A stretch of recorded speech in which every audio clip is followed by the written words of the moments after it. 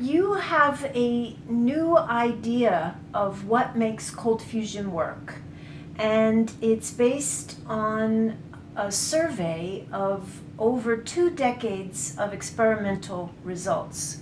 Can you talk about what the data was telling you?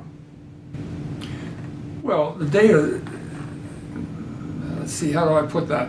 There's two aspects to this theory. The one aspect is what can't be possible because of nature's particular characteristics. And the other is what you have to explain in terms of the data.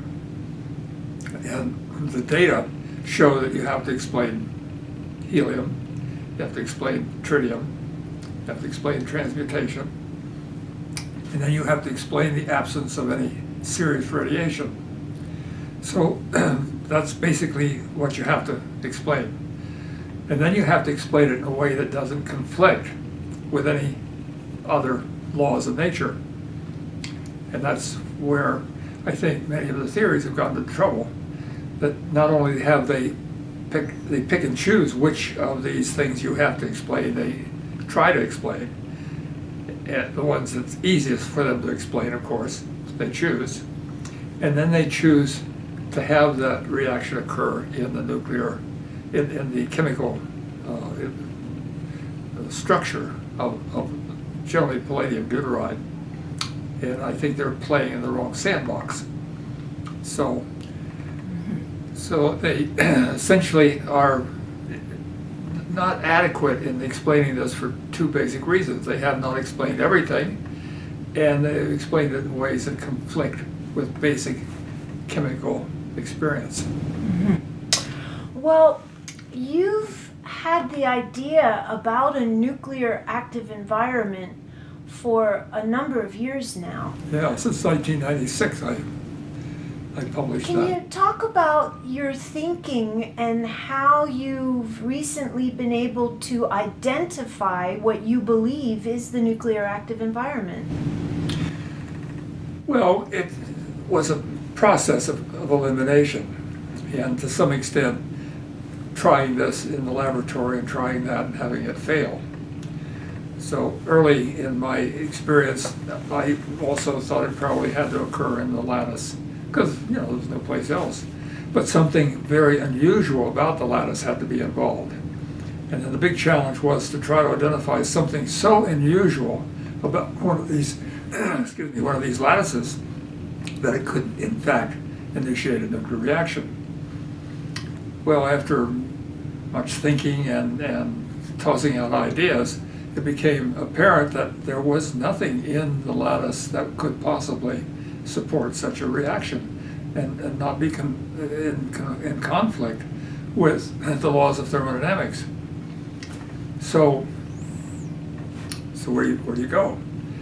Well, the first step was to say, okay, maybe it's nanotubes, maybe it's generating nanotubes in there, because nanotubes would have a little hole in the middle in which the nuclear reaction could occur. So we explored trying to make nanotubes in the laboratory. We discovered a good deal about it's the state of the art is really far advanced. I mean, people know how to make nanotubes, and we tried to duplicate them that way, and we got essentially nothing to work. And then it became clear too, after some analysis, that nanotubes would be very unlikely in most of the successful experiments. I mean, even if they would work, and they might work if you made them, but it's not universal. It's not something that's present in every single successful experiment. Well, then I started looking to see what could be, and the only thing that could be, in fact, has been seen as being present would be cracks.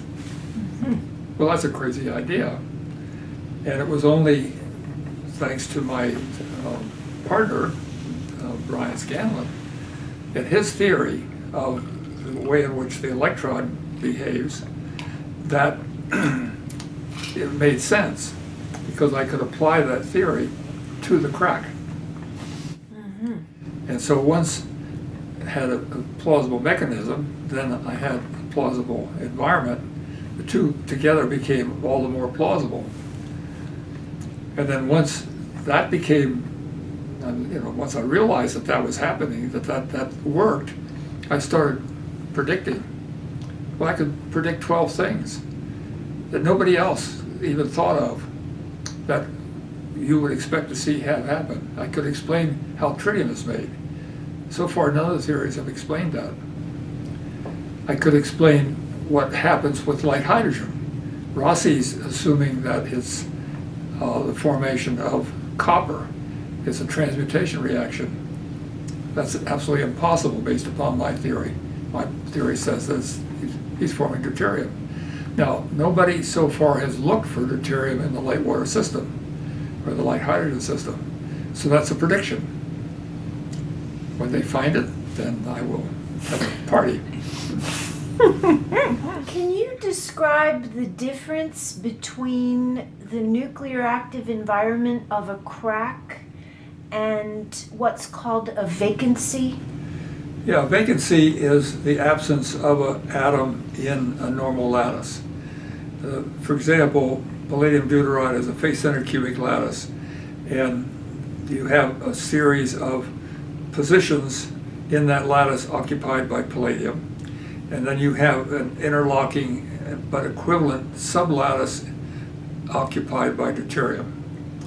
And all of the positions, well, if a position is vacant, if the atom isn't there where it should be, it's called a vacancy. And you can have a vacancy in the metal sublattice if the palladium happens to be missing, or you can have, which is more common, a vacancy in the deuterium sublattice if a deuteron is missing. And those are the ones that are usually missing.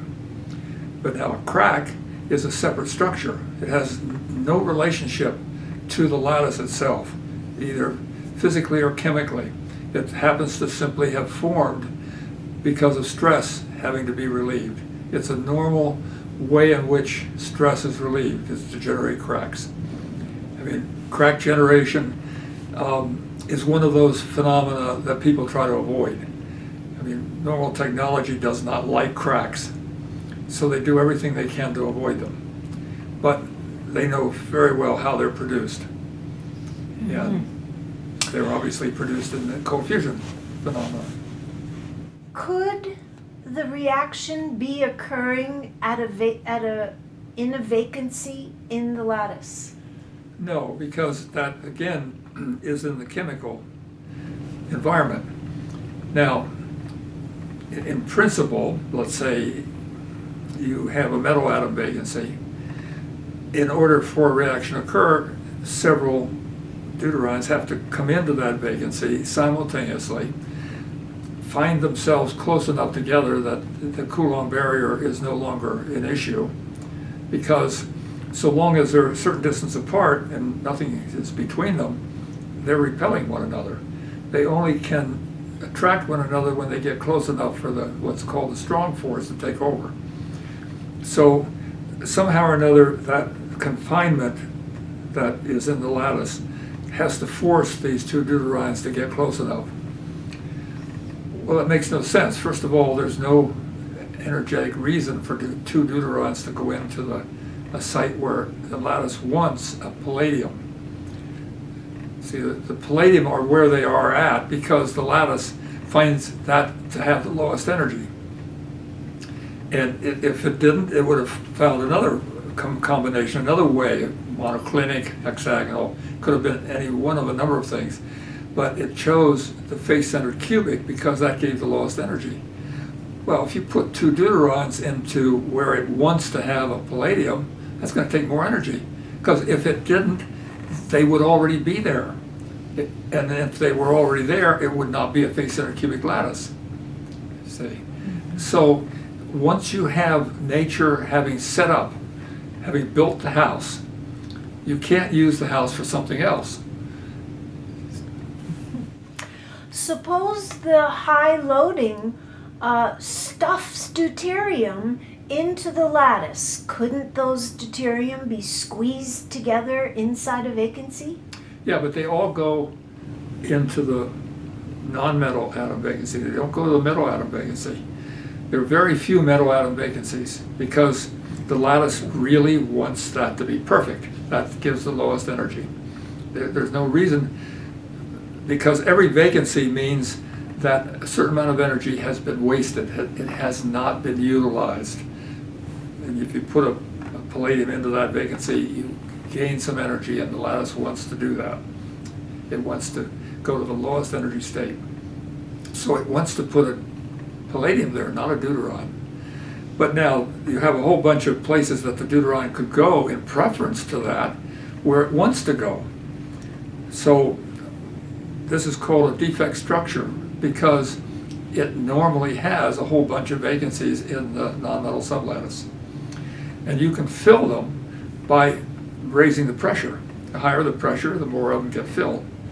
You can put more in if you go to low temperatures. But that's the normal chemistry. And when they go into those positions, they're not able to cause a nuclear reaction. They're too far apart. Your assertion that the cold fusion reaction doesn't occur inside the lattice is based on what? Well, it's based upon the fact that the lattice cannot do anything that violates the chemical laws. It cannot do anything that violates the laws of thermodynamics. The laws of thermodynamics are so thoroughly vetted, they're so well known that you simply cannot violate them. That's like violating the law of gravity. You just don't do it. And so in order to create the conditions for a nuclear reaction to occur, you have to violate those laws in various ways. Now, physicists will say, well, they're not violating the laws because they're only causing a single atom or a single electron to do something weird. And that's fine. Single atoms and single electrons can violate the laws of thermodynamics statistically, because the laws of thermodynamics apply to the average, to the total number of atoms. But if you have too many violating it, then the average starts to shift from what the laws of thermodynamics predict to something that it does not predict. And so long as you say, okay, maybe just a few of these weird things happen, I would have no complaint. But in order to make 1 watt of energy, you have to have 10 to the 12th events per second occur. So you have to have a lot of basic changes take place in that structure. Well, once that many take place, you violated the laws of thermodynamics. So it's a matter of magnitude.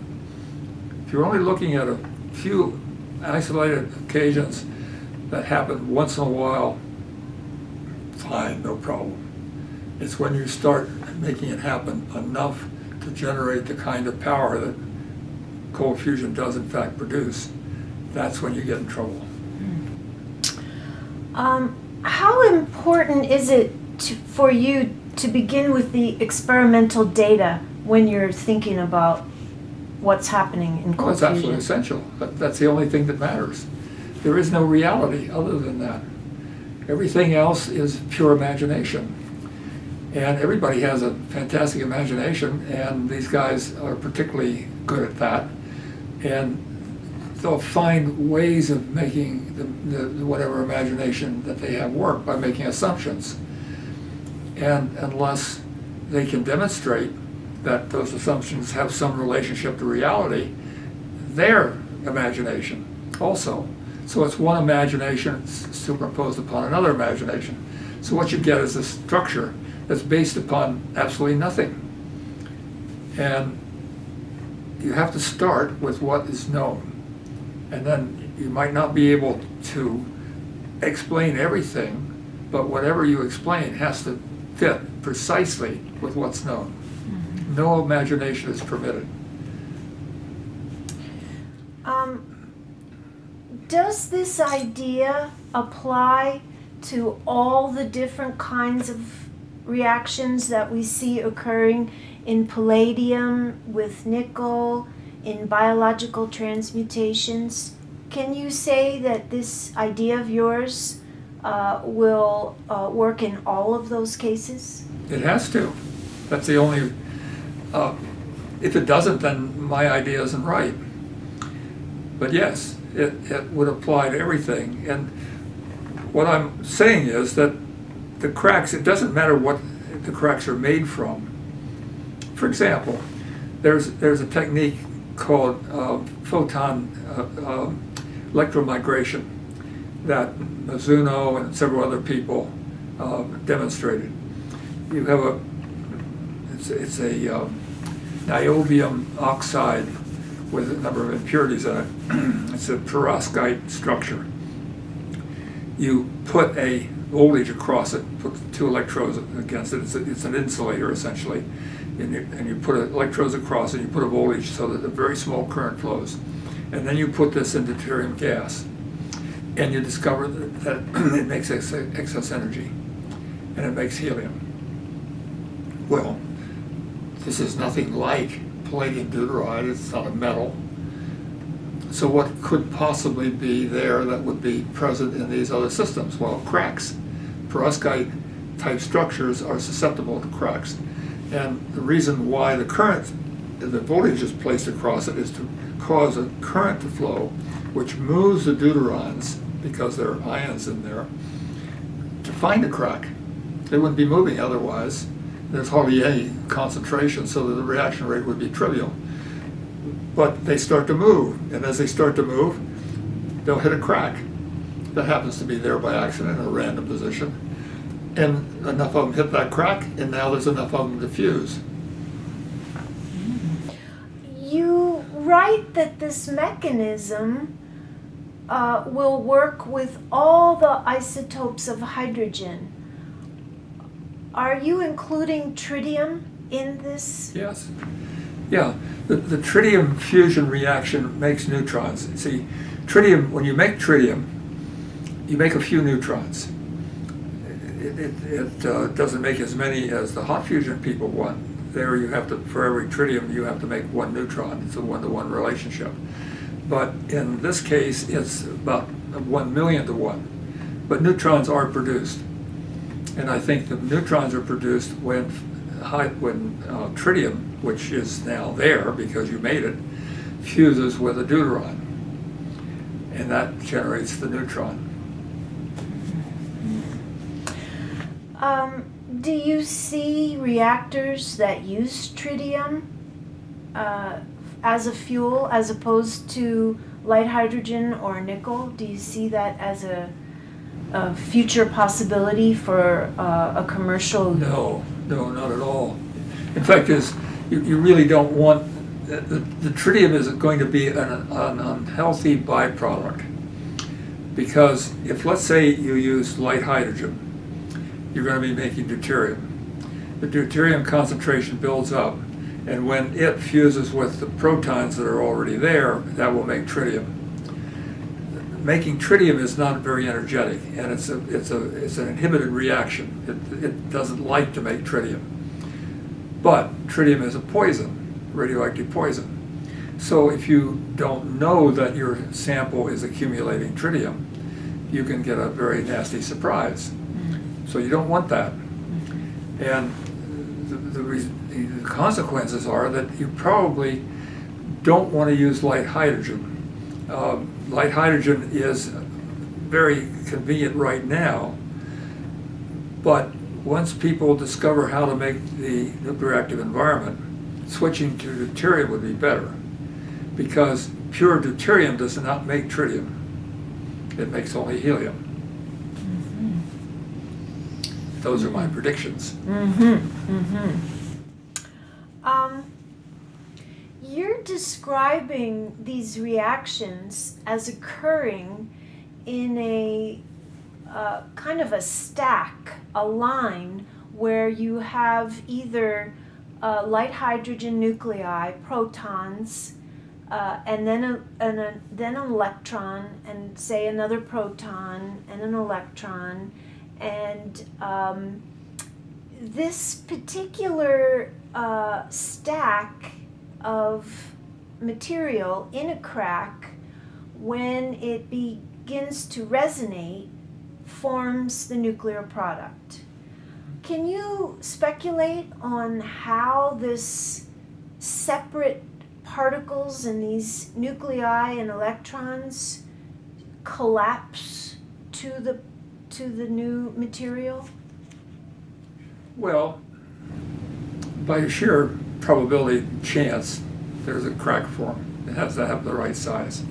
And then because of diffusion, let's say we're just using protons, they diffuse and they start building up a concentration in the crack. And the lowest energy arrangement is for an electron to be between each one. That balances the charge, and that creates a symmetry. So that's going to have a lower energy from a purely chemical point of view. All right, once that builds up to a sufficient number, and perhaps something else happens, who knows, maybe a little vibration from some source, something triggers it. And that can just be the normal temperature vibrations, because everything at atomic level is vibrating. All right, so these things start to vibrate in line. And when they do, because you have charges moving, you have the prospect of photons being generated. Now the system knows that if it collapses, gets closer and closer together, it will gain energy, because the end product is a nuclear product that has less mass than the sum total. So it knows that that's the direction to go. So it just keeps giving off photons. Each time it gives off a photon, it collapses a little more, another photon, a little more, a little more. Meanwhile, vibrating, photons are streaming out. And then finally, the last photon goes off and it becomes a deuteron, because the electron that was between them gets sucked into the final product. And then that's deuteron now there. Now, that deuteron, if there happens to be another proton or another deuteron in there, it can start the process all over again. And if another deuteron happens to be there, then it can make helium. Or if a proton happens to be there, it'll make tritium. Mm-hmm. And that is a non-standard type of reaction. That's a non-standard type of reaction. Nothing about this violates conventional theory. It adds to it. This is a new, undiscovered phenomena.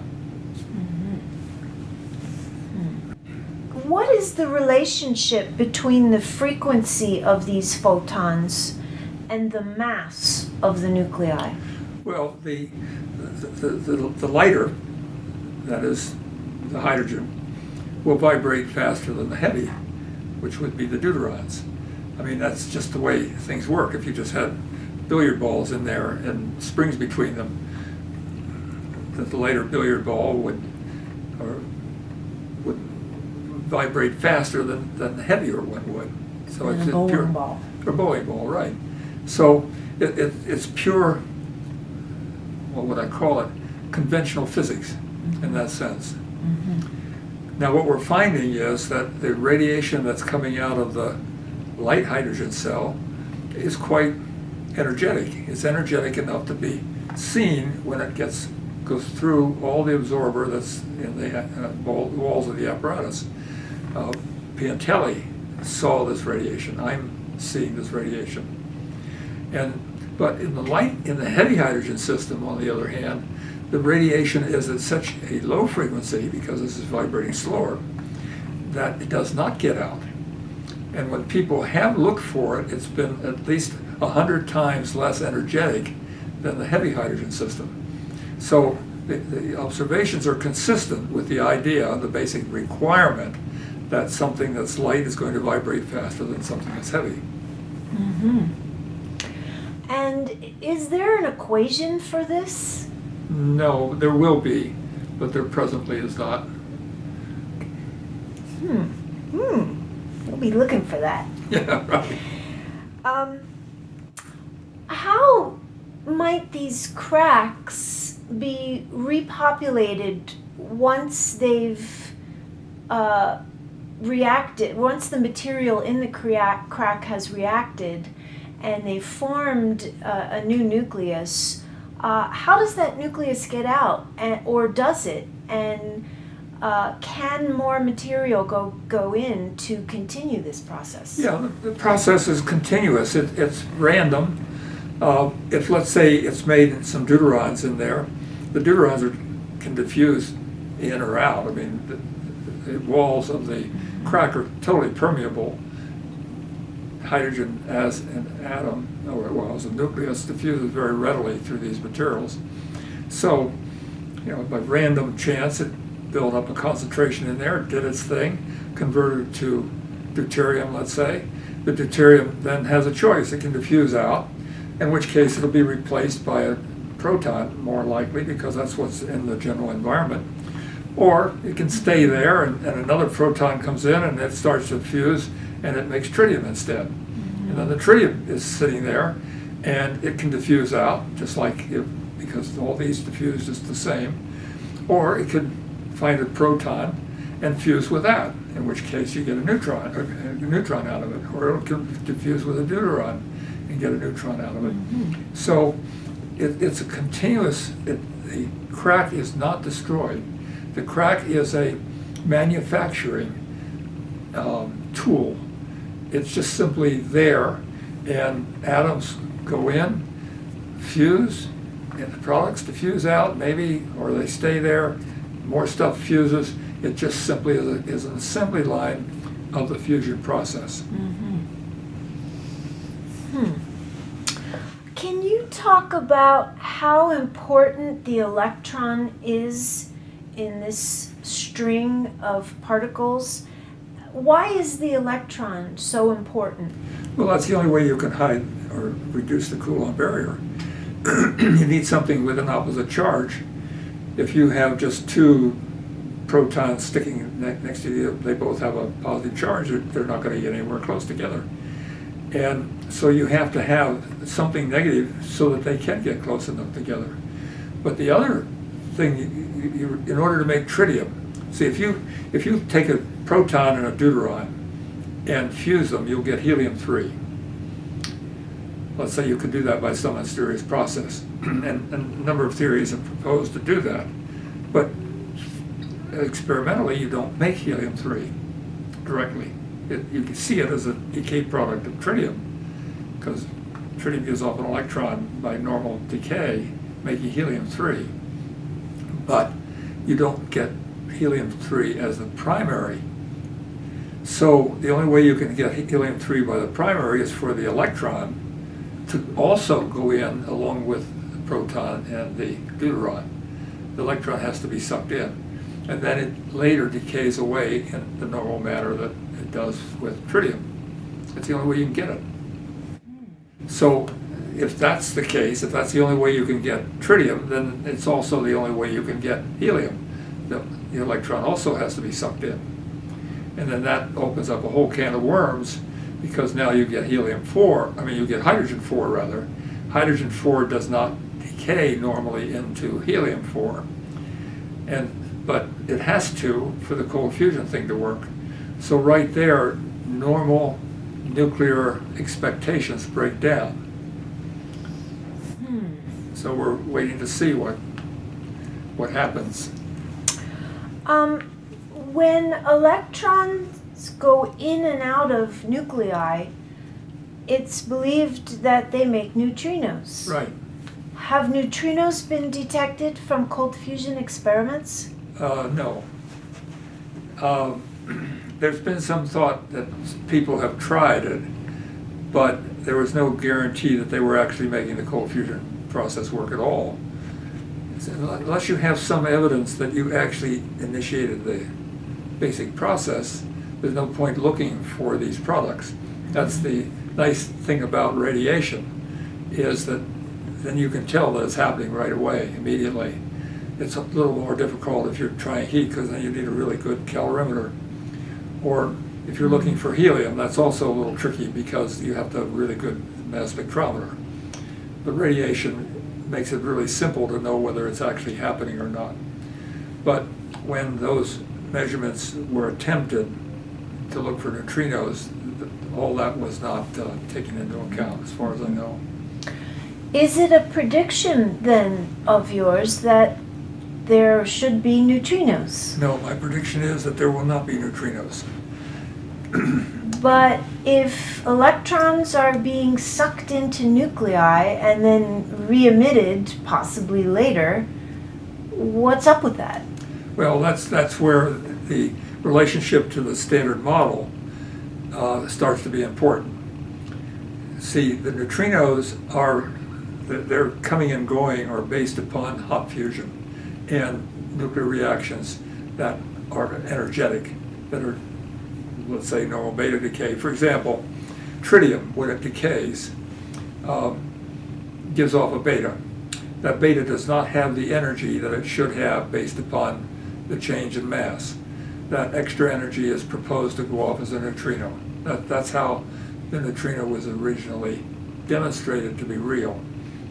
You'd get whenever a beta decay occurred, you didn't get the energy that you expected. So there had to be another particle. So that's how the neutrino gets involved. Now, in cold fusion, these are made in ways that are quite different. The mechanism is different. The decay is different. We know that the decay of tritium involves a neutrino. That's fine, that's ordinary decay.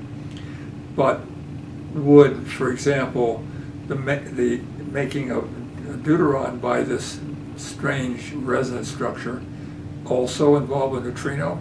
If it did, then the amount of energy that you'd get out when you measured and compared the amount of deuterons, number of deuterons to the amount of energy, it would be wrong. And that's a very important measurement, because if it is right, then the neutrino is not involved, in which case the standard model is not correct. It's not being applied. It can't be applied to the cold fusion phenomena. Now you might ask, well, why can't it? Well, then that opens up a whole can of worms that probably would result in a Nobel Prize from somebody. Wow. Well, some experiments have shown very closely the relationship between heat and helium production. So what does that mean for this neutrino situation? That means that if it is making hydrogen-4, which then decays, it would have to decay by beta emission, that beta emission does not involve a neutrino. I mean, for the model to be correct, the electron has to go in under all circumstances. It has to go in to make deuterium, it has to go in to make tritium, therefore it would have to go in to make helium-4. If it goes in to make helium-4, you get hydrogen-4, you don't get helium-4 as a result.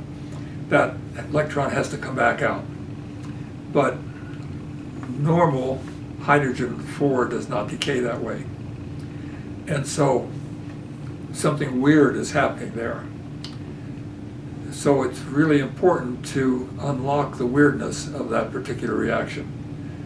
Because if this is an exception, if the electron doesn't get sucked in, then my whole model starts to fall apart. Because where in the heck does that electron go? It has to be there in order to hide the Coulomb barrier. It's there in the other two reactions. So why isn't it there in the helium? So you're saying that the electron is sucked in because it has to be sucked in for two of the reactions, and then therefore why would it be sucked in sometimes and not others? Right. That doesn't make sense. Right. So you have to have it all. It's got to be a universal sucker.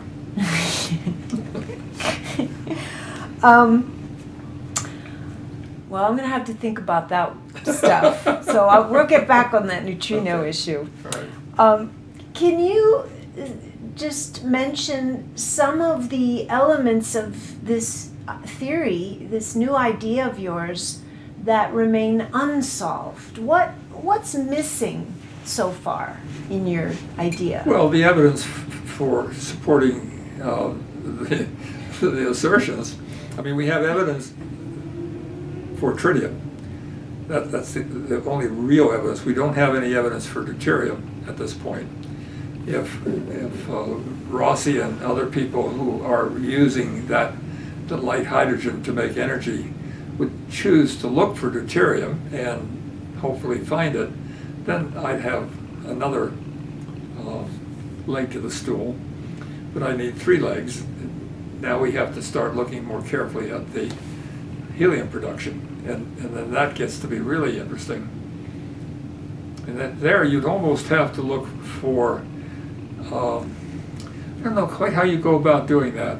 It's very clear that the helium is the major reaction product. It has the correct energy. So it means that whatever's happening is not consistent with the way you expect. And so something really weird is going on there that says maybe something very important about the mechanism of this resonant phenomena. Have you been able to test your idea in any way, and how are you going to be able to confirm whether this idea is right? Well, if we can find deuterium when we use light hydrogen, that'll be very reassuring. If we can identify this radiation as coming from such a reaction, that would be very reassuring. If we can find the tritium has a relationship to the deuterium to deuterium to protium ratio, that would be reassuring.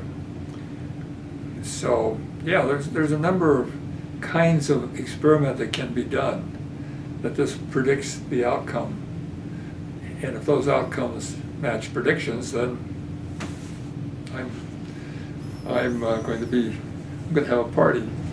Well, Dr. Storms, you gave a great lecture today. Thank you for talking with us. Okay, thank you.